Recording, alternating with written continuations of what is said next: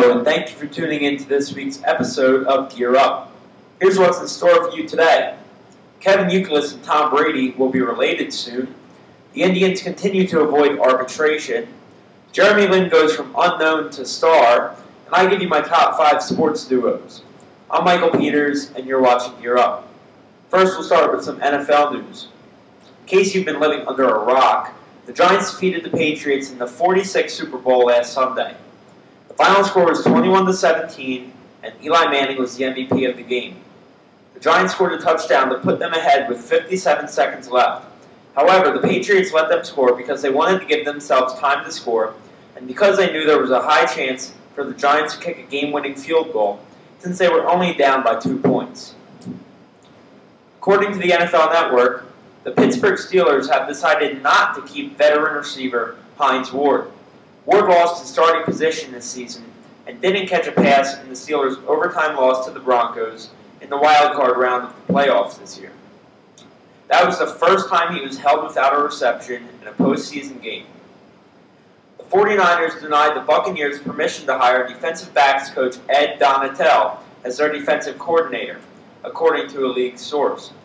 Tampa Bay has already hired former Rutgers coach Greg Schiano to be their head coach. The St. Louis Rams are expected to hire Falcons Director of Player Personnel, Les Snead, as their new general manager, a league source confirmed. The Rams fired general manager Billy Devaney and head coach Steve Spagnuolo on January 2nd. Patriots tight end Rob Gronkowski had surgery on his left ankle on Friday, and the recovery time is expected to be about 10 weeks. He suffered a high ankle sprain in the AFC Championship against the Ravens, but said he was 100% for the Super Bowl. Now some MLB news. The Yankees and Pirates are talking about a possible deal that would send A.J. Burnett to Pittsburgh. The Yankees have talked with 4 teams, but the Pirates are the front runner, sources said. Burnett is owed $35 million over the next 2 seasons, and he has a losing record and a 4.79 ERA as a Yankee.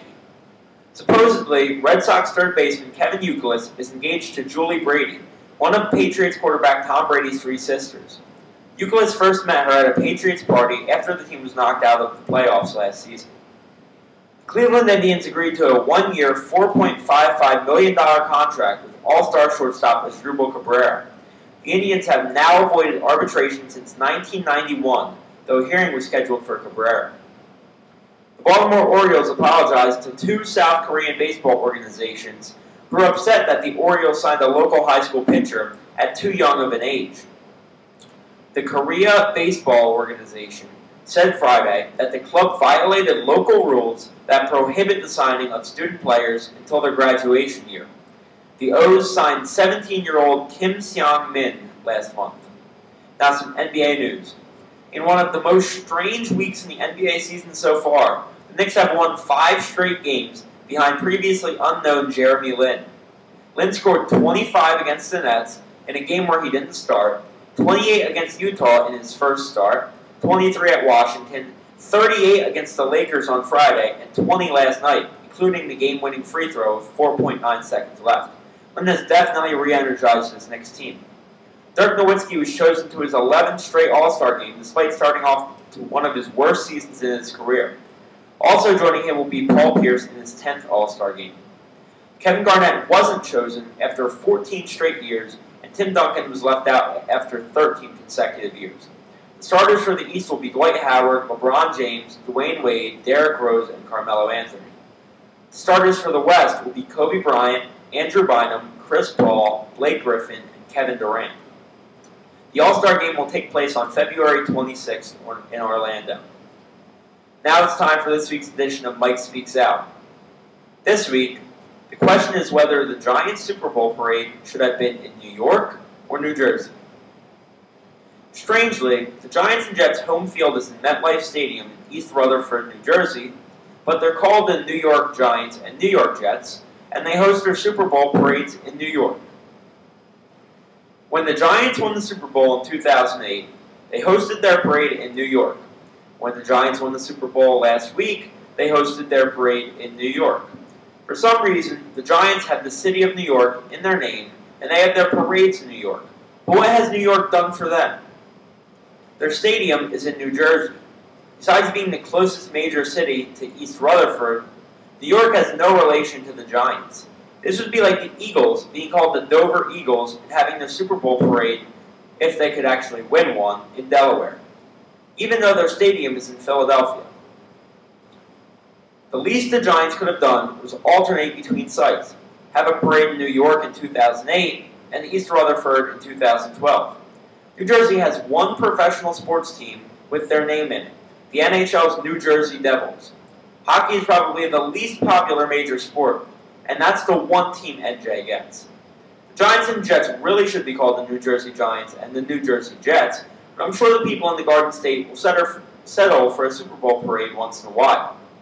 However, the only thing the Giants and Jets have to do is agree to have their parades in the same state that hosts their games instead of having them in a state completely unrelated to them. Now it's time for this day in sports history.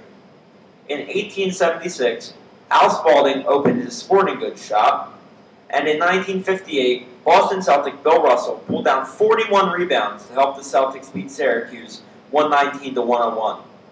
Now it's time for my top 5. My top 5 this week is the top 5 duos in sports history. At 5, we have John Stockton and Karl Malone. They did for inventing the pick and roll, which is tough to stop even today. Malone is second in the NBA in points, while Stockton is the leader in steals and assists.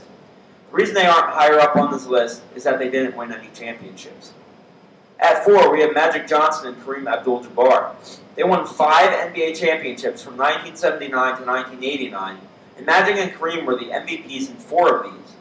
The Lakers also competed in 3 more championships during the Magic and Kareem. Kareem Abdul-Jabbar is the NBA leader in points, and Magic Johnson is 4th in assists. At 3, we have Joe Montana and Jerry Rice, definitely the NFL's top quarterback-receiver duo in NFL history. They won 3 Super Bowls from 1985 to 1994, and Rice caught double-digit touchdowns in 8 out of his 10 years with Montana, one of which was his first season, and the second of which he caught 9 touchdowns. At 2, we have Michael Jordan and Scottie Pippen. These two are no doubt the best basketball duo in history, with 6 championships from 1990 to 1998, including 2 periods where they won 3 championships in a row. They represent one half of the Bulls players with retired numbers, and they have scored a combined 51,232 points between them. And the number 1 sports duo is Babe Ruth and Lou Gehrig. This duo won 4 World Series in 9 years, and each had a batting average of .340 or over, and over 490 home runs. They were both on the same team, too. When you have 2 of the best players in baseball history on the same team, you're guaranteed to win a few games. Thank you for watching this week's episode of Gear Up. Have a wonderful day, and I'll see you next week.